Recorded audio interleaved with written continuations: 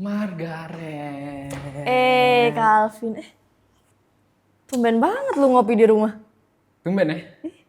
Kok lu sadar aja gitu?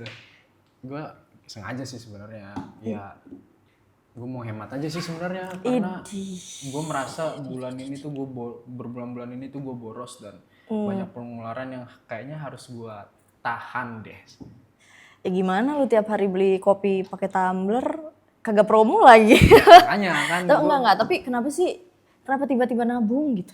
Ya itu gue sekarang ya, gak tau lu ngerasa apa enggak, gue ngeliat tuh berita sekarang tuh tentang ekonomi. Ada yang rupiah melemah lah, pokoknya segala hal mengenai ekonomi tuh ngarahnya ke hal yang penurunan gitu. Dan gue takut, gue sebagai anak muda ketika gue ada uang, kayaknya gue lebih baik untuk spendnya dikurangin dan gue lebih banyak nabung. Kayaknya itu hal yang cukup baik untuk sekarang deh. Iya sih, gue setuju banget sih. Belum lagi ada isu deflasi juga. Nah itu lu tahu berarti kan? Iya, kondisi di mana barang-barang harganya turun karena daya beli juga berkurang. Ya, Dan orang-orang sekarang juga pada nabung kayak lo. Tapi dengan banyaknya orang nabung nih belum tentu ini tuh bagus loh. Hah? Iya. Nabung? Karena kondisi ini bisa nunjukin bahwa ekonomi kita tuh lagi ada masalah.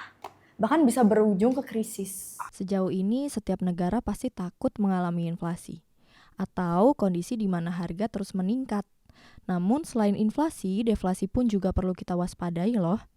Harga-harga sih pada turun ya, tapi malah memperkeruh masalah karena penurunan harga terjadi akibat daya beli yang juga berkurang. Sesimpel gini deh, kami jadi nggak mau untuk belanjain uang kamu karena pendapatan semakin menurun.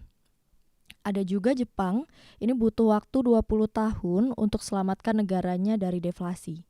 Di tengah ancaman ini, apa sih yang perlu kita waspadai? Yang benar. Takut kan lo? Takut dikit.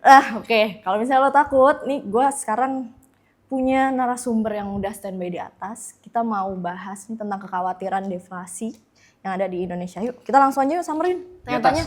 Ayo. Kalian anak-anak muda adalah harapan kita semua. Sini Pin. Sini. Yuk. Nah, ini.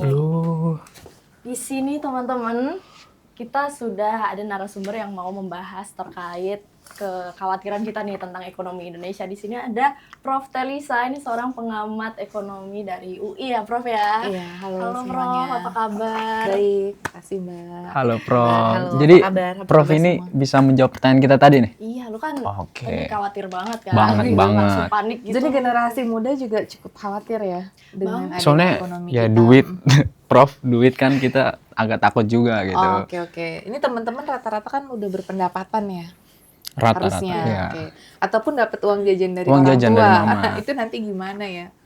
Iya. Uang Nah jajan. itu Prof, jadi kita itu lagi, tadi Calvin itu lagi khawatir banget nih, dia tiba-tiba pengen nabung. Karena katanya Indonesia ini diambang deflasi. Itu benar nggak sih Prof? Iya, jadi kita harus luruskan ya definisinya dulu ya teman-teman. Mau nggak mau kita harus ke definisi dulu. Jadi ada inflasi, ada deflasi. Deflasi itu adalah kebalikan dari inflasi. Nah, Oke. kalau inflasi itu kan kenaikan harga barang yang terjadi secara terus-menerus, yang meliputi harga barang umum dan terjadi secara berkelanjutan. Nah, jadi terus-menerus naiknya.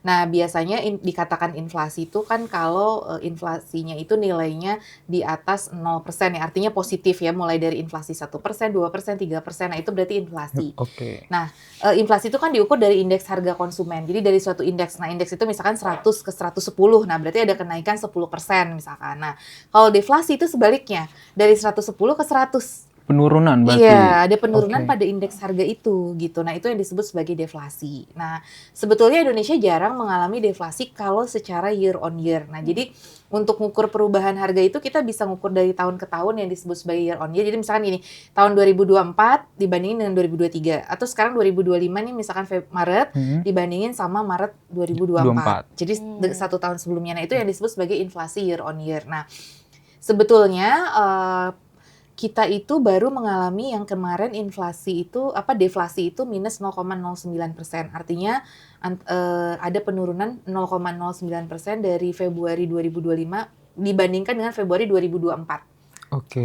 Nah, jadi itu yang tadi indeks turun kayak 110 ke 100 itu tadi. Ya, jadi indeksnya turun. Tapi itu baru pertama sih kita seperti itu, jarang terjadi kecuali waktu Covid juga. Waktu periode Covid kita pernah mengalami juga. Nah, tapi itu sebetulnya jarang terjadi. Ini ada anomali memang di Februari ini karena agak low gitu ya dari sisi keyakinan konsumen, mungkin ada penurunan di daya beli sedikit makanya. Nah, tapi di Maret sudah keluar juga angkanya kembali lagi inflasi sekitar 1%-an.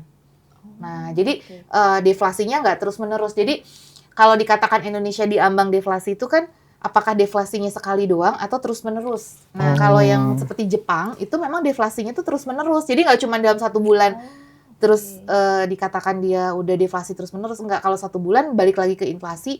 Nah, berarti nggak kita katakan bahwa kita diambang kondisi deflasi yang cukup parah, tidak. Karena kan baru sekali.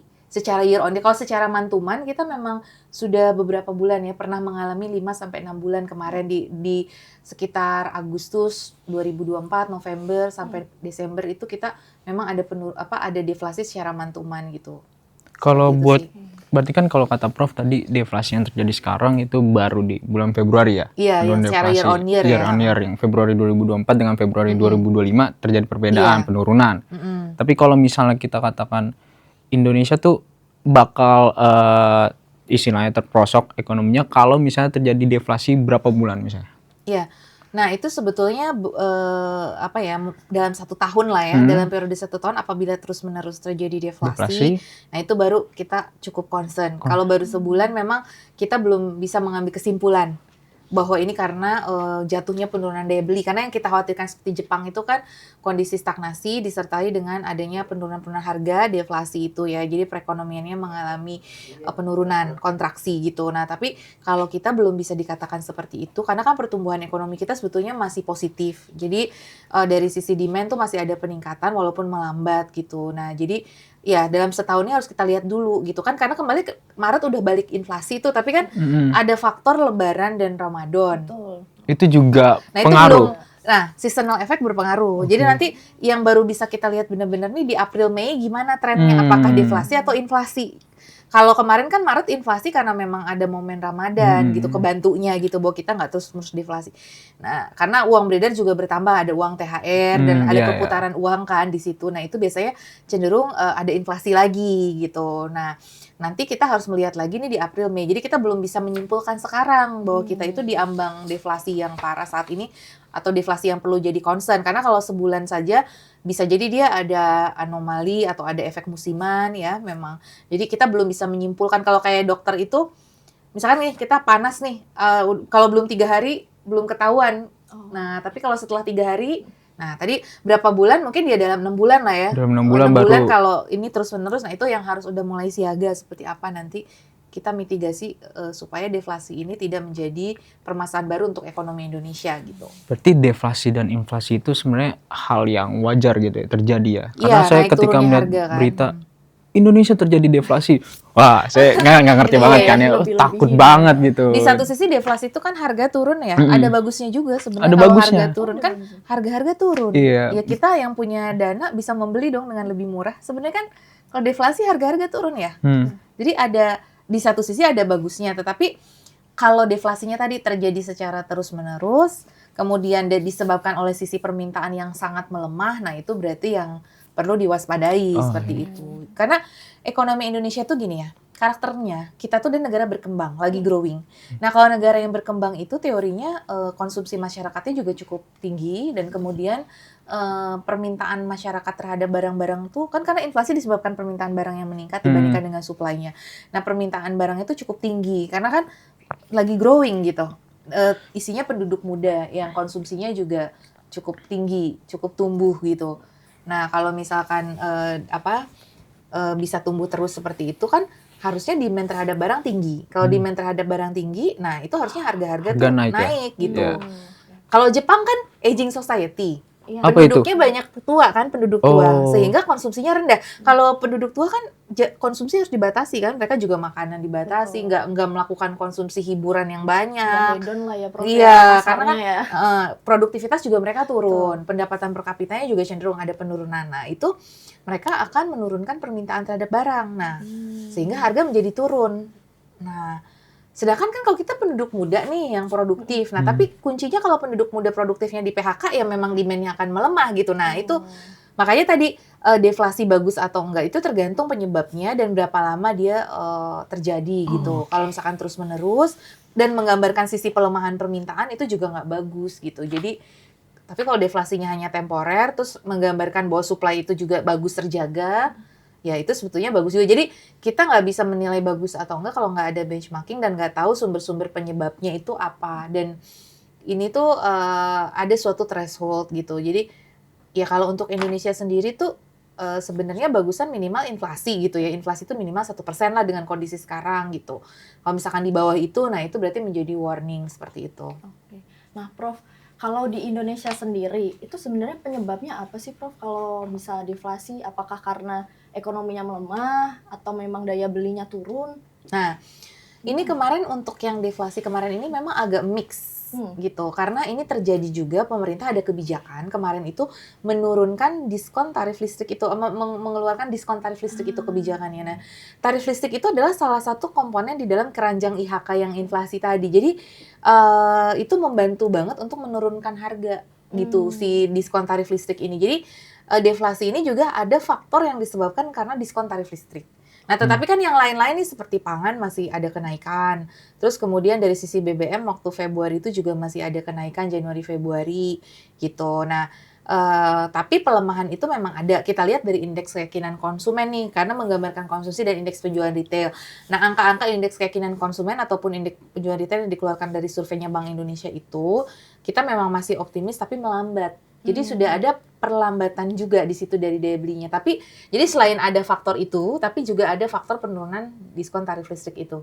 Jadi ada bermacam-macam penyebab. Cuma mana yang lebih menyebabkan itu yang harus kita teliti lebih lanjut. Tapi itu memang semuanya ceritanya memang ada perlambatan di pengeluaran pengeluaran masyarakat juga, dan memang di satu sisi memang ada penurunan diskon tarif listrik karena secara metode itu sangat mempengaruhi perhitungan inflasinya sehingga makanya dia jadi turun gitu inflasinya. Oke, Prof. Tapi jadi penasaran deh, Prof. Pernah nggak sih Indonesia ini mengalami deflasi yang parah banget? Gitu? Pernah nggak sih, Prof? Kalau parah banget sih belum ya. Waktu itu aja sih pernah waktu COVID itu ya. COVID. Kita mengalami. Tapi itu juga sebentar dan karena pertumbuhan ekonomi kita juga negatif waktu itu sekitar minus 2, berapa gitu ya minus kita. Nah, inflasi juga turun waktu itu dan kita sempat menyentuh deflasi juga gitu. Nah, itu pernah waktu COVID kan orang memang nggak melakukan pembelian ya. Karena aktivitas juga terbatas kan dan income masyarakat juga terpengaruh. Waktu itu banyak PHK juga sehingga wajar kalau terjadi penurunan harga karena orang juga konsumsinya sangat turun drastis kan pada saat itu gitu. Kecuali konsumsi untuk produk-produk kesehatan yang waktu itu sangat diutamakan seperti itu. Jadi pernah kita mengalami ya, tapi belum pernah sampai 5 bulan berturut-turut. Yang waktu kemarin mantuman itu. Nah, kita memang agak ya maksudnya agak berbedanya waktu COVID itu paling saya juga harus cek ya. Kalau nggak salah tuh nggak sampai 5 bulan atau 6 bulan berturut-turut deh.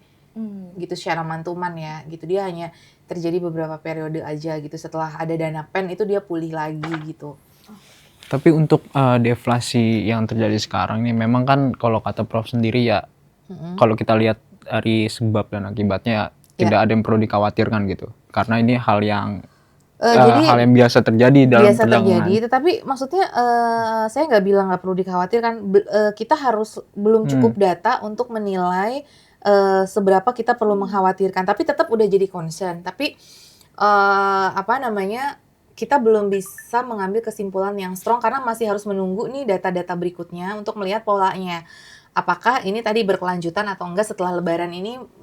Karena kan kalau Maret nggak bisa jadi acuan karena ada periode Lebaran dan Ramadan. Jadi kita harus melihat nih April Mei seperti apa. Kalau misalkan nanti deflasi lagi, nah itu berarti dan setelah 6 bulan tadi terus-menerus terjadi, baru itu menjadi sesuatu yang serius. Jadi kalau kayak lampu gitu loh, kita itu kan ada lampu hijau, kuning, orange, merah. Nah, jadi kita itu sekarang dari hijau ke kuning. Jadi harus udah jadi konsep, tapi belum dari belum ke oranye atau ke merah gitu loh.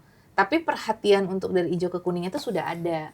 Tapi biasanya langkah apa yang pemerintah lakukan untuk mencegah agar tidak terjadi deflasi yang secara terus-menerus biasanya Nah, yang dilakukan? Ya, biasanya program stimulus baik dari sisi Stimulus. fiskal maupun moneter. Jadi stimulus fiskal misalkan kayak waktu Covid pemerintah itu membiayai belanjanya masyarakat, ada bansos, kemudian ada dana-dana untuk kesehatan ya kan, sama ada dana-dana untuk UMKM waktu itu, ada dana PEN untuk UMKM supaya UMKM bisa belanja, bisa berproduksi gitu kan. Nah, itu jadi mengucurkan bantuan-bantuan supaya masyarakat daya belinya naik. Nah, fiskal juga demikian ya dari sisi bansosnya dan lain. Waktu itu kan burden sharing antara BI dengan pemerintah untuk mendukung belanjanya masyarakat sehingga nanti masyarakat pertumbuhan ekonominya bisa pulih lagi dan tidak terjadi deflasi lagi gitu seperti itu. Oh, Jadi jadi caranya stimulus fiskal dan moneter itu. biar masyarakatnya belanja lagi ya, dikasih bantuan, Iya, mereka dikasih- belanja. Dikasih modal gitu Iya. lah ya, Iya. dikasih pancingan nih. Iya, untuk Biar belanja dikasih lagi. dana untuk belanja itu tadi ya melalui program-program pemerintah stimulus dan juga program yang sifatnya untuk bantuan untuk produktif UMKM juga untuk meningkatkan produktivitas UMKM agar demand terhadap produk UMKM juga meningkat sehingga juga itu bisa membantu supaya tidak terjadi deflasi seperti itu. Tapi gini Prof, ini saya banyak baca berita nih, katanya Ramadan kemarin Lebaran ini trennya menurun. Nah itu kan seharusnya di saat Lebaran kan banyak orang yang belanja, kemudian juga ekonominya tumbuh ya Prof ya. Tapi melihat data ini kemarin banyak sekali diberitakan angkanya ini menurun. Bahkan pemudik juga menurun ini Prof. Iya. Ini seperti apa ya? Kita harus lihat sih data mudik terakhir ya karena kok kalau saya jalan macet ya kemarin tetap padahal katanya udah lewat dari waktu puncak tapi ternyata macet juga. Jadi tergantung lihatnya di mana ya. Mungkin kita harus pilih-pilih sih Jawa luar Jawa seperti apa. Karena kalau saya sendiri kemarin sebenarnya indikator aktivitas ekonomi masyarakat itu macet atau enggak ya. Jadi salah satunya terus belanjanya. Nah, memang gini. Masyarakat mungkin sekarang lebih cermat karena kan sekarang lagi dalam kondisi ketidakpastian. Jadi mereka juga membelanjakan uang-uang yang dipunya tuh misalkan dapat THR nih. Mereka nggak langsung jor-joran karena masyarakat melihat kan sekarang kondisi ini lagi banyak macam-macam nih, banyak diberitakan. Jadi pastinya juga kita kalau udah dapat berita-berita gitu, belanja itu menjadi lebih terarah, lebih terkendali lah. Nggak mentang-mentang karena hari raya terus kita spendingnya out of control gitu, enggak kan. Jadi lebih hati-hati, mungkin nanti buat bayar cicilan, sebagian dialokasikan untuk membayar cicilan, sebagian dipakai untuk nanti, untuk ke depan, berjaga-jaga kalau ada kenaikan harga, ataupun ada kebutuhan yang di luar ekspektasi. Nah itu masyarakat tuh sudah mulai pintar sih sepertinya. Jadi mungkin itu juga ada perubahan, masyarakat juga jadi lebih cermat. Ketika kondisi memang sedang diumumkan bahwa kita Indonesianya ini lagi susah lah, kita harus berhemat dan sebagainya. Jadi menurut saya sih itu juga pengaruh. Ditambah memang kemarin kan suasananya banyak sekali ya. Kita mendengar saudara-saudara kita sendiri kan di PHK, banyak kan di industri tekstil. Nah mungkin itu saudara-saudara kita juga ada yang seperti itu. Jadi mungkin solidaritas juga ya kepada saudara-saudara kita yang ya kita jangan terlalu berlebihan gitu dalam berkonsumsi gitu. Jadi kayak makanya memang benar ada beberapa laporan yang menunjukkan bahwa ya terlihat dari indeks keyakinan konsumen dan penjualan retail kita memang walaupun masih tumbuh positif tapi makin kecil gitu pertumbuhannya itu gitu. Jadi optimismenya juga makin tertahan meskipun masih di level optimis kayak gitu. Dan dari sisi tabungan juga ada sedikit penurunan itu dari tabungan masyarakat juga. Artinya kan memang kondisinya mungkin pendapatannya sedang mengalami penurunan gitu. Sehingga mereka berbelanja juga menjadi lebih selektif seperti itu. Tapi kan ada THR tuh kemarin, ada diskon. Makanya pemerintah kan langsung bikin kebijakan-kebijakan tuh diskon pesawat. Itu untuk meringankan masyarakat tuh CSR mudik bersama untuk meringankan mungkin beban mudik masyarakat seperti itu. Jadi pemerintah mengetahui lah kondisi masyarakat, ada diskon tol juga gitu kan. Karena tahu kondisi masyarakat ini terbebani. Memang ya katanya jumlah pemudik menurun, tapi kita harus lihat lagi nih update realitas. Karena kemarin waktu kita bahas di salah satu stasiun TV juga, itu kan karena pemudik itu memang diperkirakan turun hampir 24% gitu kan daripada yang sebelumnya. Karena yang sebelumnya memang sudah puncak banget. Dan ini ada faktor juga, kemarin tuh liburannya tuh terlalu berdekatan dengan libur Imlek. Kita tuh baru aja Februari Imlek, terus kan panjang tuh, kan itu ngabisin dana juga. Terus tiba-tiba udah puasa Lebaran lagi, jadi orang kayak udah kehabisan tabungan dan ini juga berturut-turut ya mereka mungkin udah pulang juga. Dan dekat ke Januari waktu Desember yang dekat dengan tahun Natal baruan dan tahun ya. baru, Iya, jadi kan Nataru. iya orang kan jadi eventnya banyak banget gitu, jadi kayak ini yang ketiga gitu loh setelah berturut-turut nih dari Desember Natal tahun baru, Januari tahun baru, Imlek. Imlek Ini tuh sama panjang-panjang semua liburnya. Itu kan butuh dana Kalau juga. dipersingkat tuh berarti banyak faktor yang di luar dari masyarakatnya juga ya Prof, seperti pemerintah sendiri yang kasih diskon tarif maupun Iya. tol, kemudian juga ada tiket, kemudian juga Iya. ada peraturan yang WFA ya Prof. Ya, Itu juga pengaruh ya ternyata ya. sebetulnya gini, memecah yang untuk pengemudi. memecah tapi tetap aja akhirnya masyarakat tuh di puncak ya. Karena kalau saya lihat tuh memang mungkin lumayan ya. Kalau apresiasi kalau dari sisi jumlah kecelakaan kemarin mudik itu turun ya. Tapi sebenarnya kalau saya melihat polanya masyarakat itu justru ya kan emang sudah di WFA supaya bisa pulang cepat. Nah, tapi mungkin mereka memperhitungkan juga berapa hari di kampung halaman yang pengeluarannya tuh harus mengalami peningkatan. Nah, jadi Betul. walaupun sudah work from anywhere, itu banyak teman-teman saya juga tetap pulangnya tuh tetap H-3 juga. Karena mereka kalau misalkan lama-lama dari bulan dari H-8 atau berapa itu mungkin kan dana yang dibutuhkan semakin banyak gitu pengeluarannya. Sehingga mereka juga lebih cermat, akhirnya juga walaupun pemerintah, nanti mungkin perlu dievaluasi juga sih, sebetulnya itu bagus untuk memecah. Tapi finally karena pertimbangan ekonomi, orang pulangnya juga deket-deket juga. Iya. Karena itu tadi, ya mungkin sebagian udah ada ya yang itu didistribut, tapi mereka nggak semua. Karena saya lihat juga tetap, karena saya sendiri mengalami ya, kalau di jalan tol tuh di Jakarta dan Jawa Barat itu padat sekali, tetap bahkan sampai H-2. Jadi H- berapa tuh kosong gitu. Jadi walaupun sudah disuruh pulang gitu kan, tapi ya tadi mungkin karena pertimbangan ekonomi juga ya, biaya di kampung itu kan juga tidak sedikit gitu ya, sehingga dan mungkin nih buat pengusaha-pengusaha ataupun penjual yang itu mereka masih mau memaksimalkan penjualannya di hari-hari yang terakhir itu di Jakartanya, misalkan jualan apa tetap kan dibutuhkan. Nah, itu mereka masih tetap memaksimalkan itu juga. Jadi ya nggak semuanya bisa seperti itu, tapi itu sudah satu hal baru, cuma perlu dievaluasi sih karena macetnya sih tetap aja, maksudnya ada ini ya, walaupun itu sudah tertangani dan alhamdulillahnya itu jumlah kecelakaan memang sangat menurun ya. Ada sih pastinya distribusi itu, tetapi puncaknya sih menurut saya tetap terjadi itu karena faktor ekonomi juga tadi, masalah perlu dipikirkan tuh bahwa masyarakat itu juga lama-lama libur itu juga endurance untuk tabungannya juga gitu, seperti apa, karena mereka kan kalau masuk lagi itu kan bisa cari uang lagi seperti itu kan. Kalau dari tadi kita bicarakan mengenai faktor yang terjadi di masyarakat Indonesia sendiri, ada nggak sih pengaruh dari faktor luar negeri misalnya yang mempengaruhi kondisi ekonomi di Indonesia?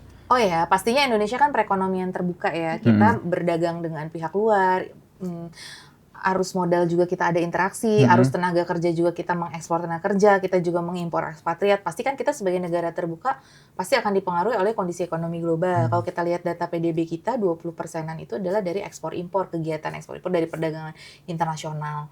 Nah, terus juga obligasi kita kan banyak investor asing juga yang membelikan. Kita sempat lihat tuh kejatuhan pasar saham kita karena investor banyak yang melepas saham. Nah, itu kan berarti artinya ya ekonomi kita dipengaruhi oleh kondisi global kan. Jadi cuma memang mungkin efeknya ada yang langsung, ada yang tidak langsung. Kalau ke konsumen mungkin tergantung tadi dia bekerja di sektor apa. Kalau misalkan si konsumen itu dia bekerja di sektor yang export oriented, misalkan kayak kemarin tuh tekstil ya, terus garment itu kan juga export oriented. Nah, dia pasti akan lebih terkena dampak dari globalnya itu ya. Sekarang kan ada tarif ya, isu-isu mengenai tarif. Tarif itu juga dikenakan ke sektor padat karya misalkan banyak. Nah, sektor-sektor padat karya ini akan terdampak nih, berarti konsumen di padat karya ataupun produsen yang di sektor padat karya ini juga akan terpengaruh ya, terutama juga para pekerja yang bekerja di sektor itu, which means itu mereka yang bekerja di sektor itu kan bisa ada kemungkinan PHK lagi nih, atau kemungkinan penurunan pendapatan. Nah, itu juga akan berpengaruh juga. Jadi ya globalnya harus kita waspadai, itu pastinya mempengaruhi ke konsumsinya masyarakat. Terus pemerintah juga kan APBN-nya juga jadi lebih terbatas tuh fiscal space-nya, jadi kemampuan pemerintah dalam melakukan stimulus-stimulus tadi kan bisa terpengaruh juga, karena uangnya mau dipakai untuk insentif untuk ke ekonomi globalnya, untuk menjaga agar ekonomi global tetap baik gitu misalkan. Jadi dari APBN-nya sendiri kan nanti bisa dialokasikan untuk kegiatan-kegiatan untuk mengantisipasi dampak dari ekonomi global itu. Jadi memang tidak mudah, tapi ini bisa kita hadapi sama-sama sih. Jadi bagaimana kita saling gotong royong, karena masyarakat Indonesia tuh jangan lupa masyarakat gotong royong untuk itu tadi saling mendukung ya. Artinya kalau kita misalkan di lingkungan keluarga ada saudara yang terdampak di PHK karena ekspor turun dan dia juga di PHK di industrinya atau di pabriknya. Nah, mungkin kita yang ada berkemampuan lebih bisa membantu, misalkan memberi lapangan pekerjaan lain atau apa sementara gitu kan. Jadi atau kita dukung dia untuk ikut pelatihan supaya dia bisa ikut ke sektor lain dan terserap di sektor lainnya kayak gitu-gitu. Jadi ada saling kebersamaannya ya. Tapi tetap dari pemerintah tentu ada bantalan-bantalan yang disiapkan untuk masyarakat kita yang rentan terdampak dari guncangan global ini. Tapi tetap di lingkungan keluarga, social capital kita, gotong royong itu akan sangat membantu saudara-saudara kita untuk bersama-sama menghadapi gelombang global yang memang ini tidak mudah ya kita hadapi gitu. Prof, tadi kita bicara tentang tarif yang sedang ramai gitu. Dan dari tarif itu kan pemerintah melakukan kebijakan untuk tidak membatasi kuota impor ya. Iya, Prof, itu iya. Prof memandang itu hal seperti apa? Hal baikkah atau ada hal yang harus diperhatikan lagi yang Ada, tidak iya. dipikirkan oleh Yang pemerintah? pertimbangan, Iya, tentu harus diperhatikan lagi karena kan gini, ya tanpa pembebasan kuota impor pun sekarang barang impor sangat mudah ya. Apalagi kalau di platform kita lihat ya, kalau kita lihat di platform tuh sadar atau tidak banyak ya produk-produk impor gitu kan. Jadi sebenarnya ini kan karena sebagai alat kita bernegosiasi dengan Amerika, di mana kan kita akan kooperatif disampaikan oleh pemerintah, terus kemudian Amerika melihat bahwa Indonesia ini masih banyak hambatan-hambatannya, salah satunya melalui kuota impor gitu kan sebetulnya. Nah, tapi kan itu tidak semua ya, artinya nanti pemerintah sedang meneliti mana-mana yang bisa kita buka dan dari negara mana. Jadi artinya kalau misalkan produk itu sebenarnya kalau sudah kemarin sih hajat hidup orang banyak yang mungkin belum banyak tersedia ya. Kayak kita kan misalkan beras masih impor, daging masih impor. Nah, kalau lebih dimudahkan itu mengurangi monopoli power malah itu bisa positif sebenarnya dalam satu sisi. Yang akan berdampak negatif itu kalau kuota itu dibebaskan untuk produk-produk yang kita lokalnya itu berlimpah. Contohnya mungkin jagung gitu. Kita misalkan pernah ya stoknya berlimpah.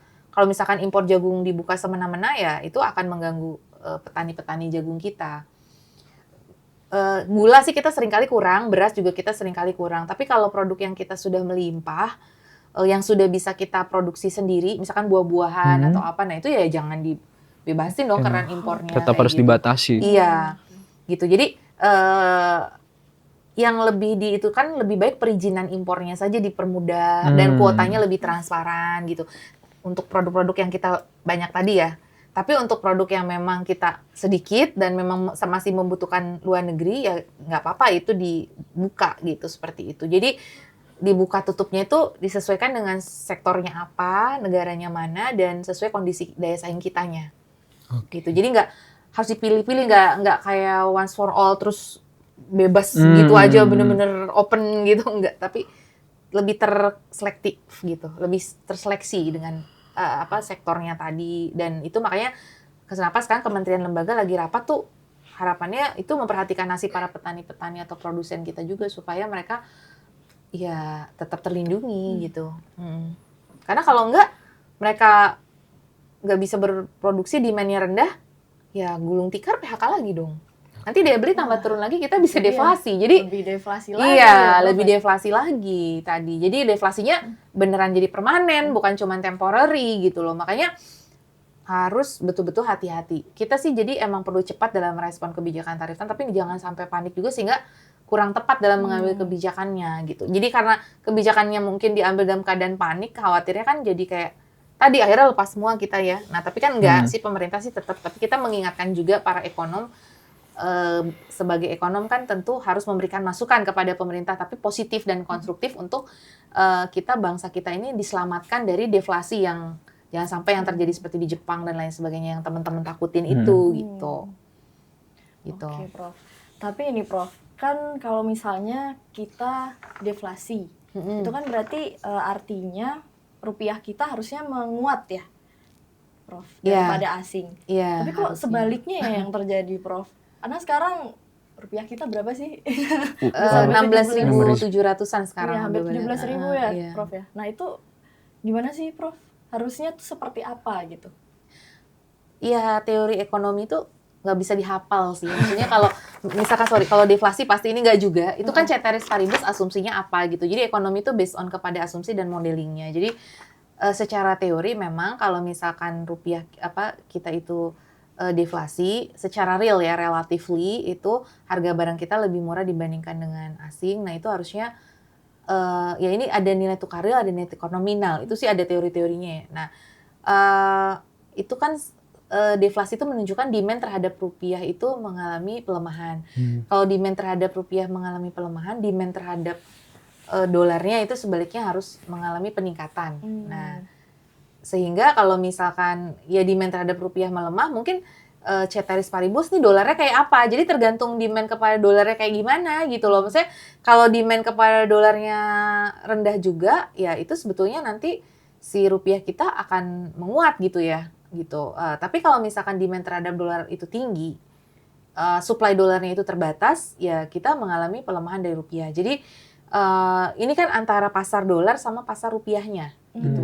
Jadi seperti itu. Jadi pelemahan rupiah kita belakangan ini kan ada sentimen negatif tentang pasar saham kita, kondisi ekonomi kita dan kebijakan-kebijakan kita yang dianggap oleh investor mungkin ya somehow mereka menilai ada beberapa indikator ekonomi kita yang melemah sehingga mereka khawatir gitu.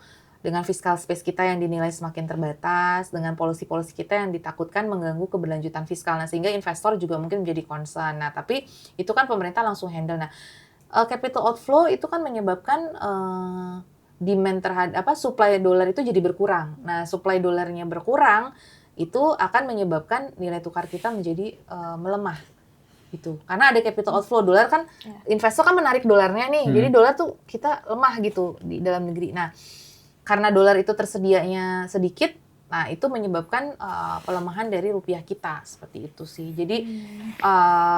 Jadi pelemahan rupiah itu bisa disebabkan oleh inflasi, tapi bisa juga disebabkan oleh faktor lain nih dari demand supply dolarnya itu sendiri gitu. Jadi itu ya. Jadi ada hal yang teori terkait dengan demand supply dolarnya juga harus kita ketahui karena ini ada pasar rupiah, ada pasar dolar. Sekali lagi seperti itu sih. Prof, mungkin terakhir aku pengen nanya, kira-kira ada nggak sih sebuah saran yang konstruktif yang ingin Prof sampaikan ke pemerintah terkait mungkin ada harus kebijakan yang harus diluruskan atau misal tentang transparansi segala macam yang ingin Prof sampaikan ke pemerintah untuk ekonomi yang lebih baik lagi? Dan ini dalam konteks secara general bahwa gimana caranya ekonomi kita lebih baik lagi. Iya. Ya, jadi yang saran yang pertama sih sebetulnya adalah bagaimana merumuskan kebijakan itu secara lebih komprehensif dan melibatkan berbagai pihak secara partisipatif. Jadi maksudnya gini, apabila kebijakan itu diambil dengan musyawarah mufakat dan juga dengan sistem yang melibatkan stakeholdernya. Jadi kan misalkan nih kemarin kayak tarif kan pemerintah akhirnya bikin sarasehan untuk mendapatkan masukan dari ekonom nah itu perlu seperti itu juga.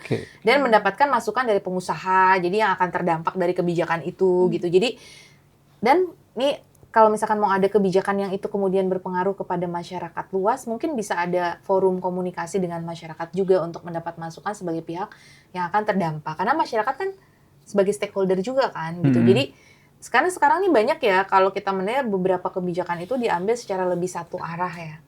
Gitu. Jadi Prof memandang seperti itu ya? Saya memandang seperti itu. Jadi ada kurangnya partisipasi publik dalam pengambilan kebijakan dan undang-undang yang akan berdampak luas. Padahal itu akan berdampak luas.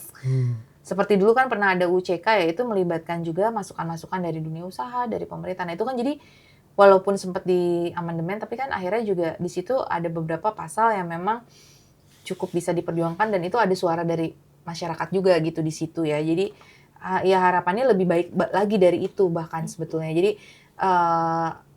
karena ini kan melalui DPR ya undang-undang itu juga dan eksekutif. Nah, bagaimana nanti DPR juga lebih banyak bisa selain pemerintah ya DPR juga bersama-sama dengan pemerintah tuh supaya lebih bisa mendengarkan aspirasi dari masyarakat juga gitu dan pengambilan kebijakannya itu jangan terburu-buru dalam arti sporadis sehingga nanti kurang tepat ya. Jadi dan kemudian udah terlanjur di launching, investor udah terlanjur keburu punya ekspektasi yang negatif, akhirnya kan jadi, nah itu loh kayak gitu-gitu. Jadi dalam pengambilan kebijakannya sendiri mungkin prosesnya perlu diperbaiki. Dalam proses pengambilan kebijakannya itu lebih diperbaiki lagi. Sudah baik, tapi lebih diperbaiki lagi supaya tadi jangan sampai mengambil kebijakan yang kurang tepat, apalagi di saat-saat seperti ini ya, yang memang lagi butuh kebijakan itu yang lebih cermat lagi gitu. Karena kondisinya sekarang lebih sulit gitu loh. Itu yang pertama.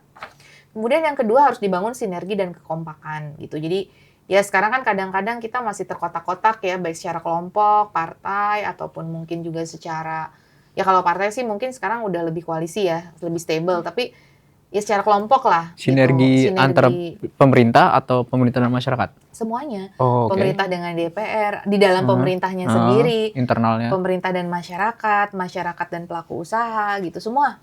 Jadi sinergi-sinergi itu dibangun bersama gitu, karena kita di satu perahu yang sama. Nah mudah-mudahan ego sektor kita simpen dulu lah gitu, karena kita sekarang punya musuh bersama nih, musuhnya ya tarif-tarifan ini kan juga dan global yang Perang tarif. Iya, perang tarif gitu kan. Jadi kekompakan kita dan sinergi kita harus kita sudah bagus, tapi lebih ditingkatkan lagi gitu ya sinergi antar pihaknya, dan tadi mendapatkan masukan-masukan juga, terus komunikasi kebijakan juga baik. Makanya dengan podcast semacam ini saya rasa sangat bagus ya. Jadi membangun yang tepatnya itu seperti apa, karena banyak berita-berita tapi kan mungkin itu bukan dari expertnya, mungkin dari ya influencer, tapi kan belum tentu expert di bidang itu juga gitu loh. Nah ini kan kebetulan yang memang yang diundang oleh teman-teman ini misalkan para expert yang memang di bidangnya, sehingga lebih bisa diklarifikasi gitu. Kita tidak ingin menimbulkan kecemasan, tapi ingin menimbulkan kewaspadaan dan sense of urgency. Beda loh, cemas sama ini. Kalau tadi kan Mas katanya masih cemas, mudah-mudahan dengan kita ya Mbak ya, dengan kita ngobrol seperti ini, kecemasan itu berubah jadi kewaspadaan, sehingga kita lebih bisa bangkit nih bersama-sama untuk kita survive ini seperti apa kayak gitu, untuk menghadapi, karena masalah ekonomi ke depan itu akan semakin kompleks. Nah untuk generasi muda mungkin saya juga menyarankan untuk ya belajar ilmu ekonomi juga, berarti ini teman-teman harus lebih supaya lebih bisa memberitahu ke teman-teman dan kemudian menerapkan untuk diri sendiri bagaimana planningnya nih.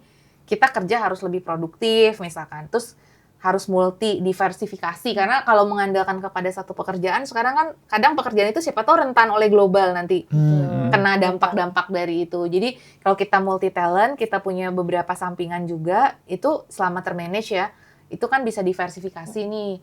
Terus dari sisi belanja, teman-teman nih seperti apa nih pola belanjanya supaya lebih cermat tadi gitu kan. Terus nanti menabung dan berinvestasi, nih saya cocoknya, ini saya punya uang lebih misalkan, saya dalam kondisi sekarang nih bagusnya tuh beli apa ya? Apa beli obligasi, apa beli saham, atau beli kripto, atau beli emas, sekarang ada bank emas, gold gitu. Nah jadi itu untuk masa depan teman-teman. Jadi jangan semuanya dibeliin buat kopi, tumbler dan apa ya skincare gitu, handphone terbaru gitu.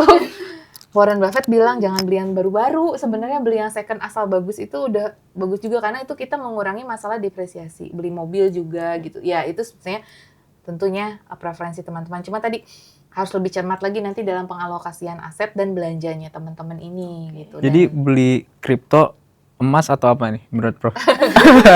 Kalau kripto sekarang lagi ini ya. Beli apa, Prof? Ya harus diversifikasi. Jadi don't put your egg in the same basket. Jadi kita nggak boleh semuanya di satu. Jadi harus dibagi-bagi. Misalkan di deposito tetap ada, terus di emas ada, kemudian di di saham atau reksadana gitu, itu boleh gitu ya dikombinasi, tapi cari yang misalkan low risk gitu kan. Nah, tapi teman-teman kan tetap nih memenuhi kebutuhannya yang produktif. Misalkan saya mau investasi itu bisa juga sekolah lagi. Nah, itu kan bentuk investasi human capital. Ya, saya mau sekolah lagi nih di bidang teknologi nih, karena kan sekarang emang eranya teknologi nih. Nanti saya kalau misalkan di kantor yang ini kurang pas atau ada PHK juga, ya saya masih bisa keahlian yang lain kayak gitu, bisa survive gitu. Jadi sekarang eranya harus diversifikasi, nggak bisa hanya mengandalkan kepada satu sumber itu tadi gitu. Oke, jadi penegasan kembali ya, Prof. Ini kan kita habis diserang banyak isu ekonomi dari IHSG, kemudian juga tarif resiprokal, belum lagi yang daya beli juga turun ya di negara sendiri. Ini mungkin penegasan buat teman-teman anak-anak muda nih. Baiknya tadi kan sudah diversifikasi ya. Mungkin ada saran lainnya, atau menabung kah, atau sekarang mulai lebih hemat lagi? Betul, tadi yang seperti saya sampaikan harus lebih hemat lagi, lebih cermat. Karena dalam kondisi resesi itu a cash is a king ya. Jadi jadi teman-teman harus menaruh di aset-aset liquid juga, dan pengeluaran yang tidak perlu itu memang perlu dikurangi ya. Karena kita yang perlu-perlu dan yang produktif gitu pengeluarannya, kalau bisa seproduktif mungkin. Tadi misalkan teman-teman nih ya itu tadi mau buat kursus atau buat beli skincare, kalau dia sebagai selebgram perlu sebagai alat produksi. Tapi kalau bukan selebgram ya mungkin itu bisa dikurangi kayak gitu loh. Jadi tergantung dia alat produktif atau enggak gitu. Kan handphone juga kalau misalkan kita memang banyak menggunakan aktivitas jualan online itu kan mau nggak mau memang pakai, nah itu kan memang meningkatkan produktivitas. Tapi yang sifatnya sangat konsumtif nih, apalagi kayak jalan-jalan ke luar negeri, itu mungkin bisa dikurangi jalan-jalannya di Indonesia aja supaya nggak ada kebocoran devisa juga. Ya nggak apa-apa, ya udah pernah kan, tapi jangan terlalu sering. Nah, kalau ke tempat yang sama nggak usah gitu. Jadi jalan-jalannya tuh yang ke lokal supaya juga belanja UMKM lokal bisa ditingkatkan dan lebih murah juga kan, dan nggak membocorkan devisa, nggak menyebabkan rupiah jadi melemah. Nah kayak gitu-gitu teman-teman nih kan kebutuhan entertainmentnya juga tinggi ya untuk jalan-jalan ya. Iya sih. Nah itu juga mungkin harus udah mulai dikurangi jalan-jalannya, mungkin staycation dulu atau jalan-jalan yang produktif. Jalan-jalan tapi sambil bikin vlog, jalan-jalannya yang lebih deket lah di lokal untuk mempromosikan kecintaan terhadap produk Indonesia nih. Sekarang kan lagi perlu banget nih teman-teman di tengah serangan impor yang itu kan juga. Why not sih kita nggak mencintai produk lokal kita gitu. Kita tumbuhkan promosikan. kecintaan produk lokal. Setuju, Prof. Iya, Karena seperti capek itu. juga ya makanin Instagram ya, makanin sosial media buat pamer-pamer. Iya, iya. Itu biasanya Margaret begitu. Kalau saya enggak, Prof. Oh iya. Dibocorin Hal yang lagi. positif aja tapi ya. Ya oke, Prof, tadi kita udah ngobrol banyak banget nih tentang kekhawatiran kita juga dari kondisi ekonomi kita nih yang banyak diserang. Dan tadi juga udah dapat saran ya Insight baru. Prof Telisa ini, kita jangan hedon-hedon nih, selektif mulai sekarang. Iya. Terus habis itu juga mulai investasi, mulai melakukan hal-hal yang lebih produktif juga, banyakin talent gitu ya Prof ya. Iya. Dan juga mungkin bisa jadi pahlawan devisa juga terakhir. Pahlawan devisa. adalah gini, kalau ada opportunity bekerja di luar negeri dan kalian memang punya capability di situ, sebetulnya bisa menyumbang devisa untuk negara nantinya. Itu jadi kalau misalkan pekerjaan di sini lagi kurang atau gimana, teman-teman bisa coba search juga di luar negeri tuh kan. Di situ teman-teman bisa jadi pahlawan devisa, malah menyumbangkan devisa untuk negara, karena nanti teman-teman kerja di sana kan dapat dalam dolar gitu kan. Nah, itu juga bisa tuh berekspansi keluar juga seperti itu. Kerja yang remote-remote dulu mungkin ya. Boleh. Ya. Tahap pertama remote-remote, tapi Iya, kalau yang tahap bisa pertama remote-remote on-site dulu. juga, ya why not juga kalau kalian punya kesempatan seperti itu kan bagus gitu. Oke, terima kasih banyak Prof. Terima Ya, kasih banyak, menjelaskan Prof. banyak sekali. Calvin gimana nih? Oke, Terima kasih gua Mas Calvin, mengerti. Margaret dan semua teman-teman muda ya. Mudah-mudahan bermanfaat nih buat teman-teman muda. pasti bermanfaat, Masih Prof. bermanfaat, Iya. Prof. Oke, teman-teman, itu tadi perbincangan kita, obrolan kita. See you in the next video. Bye.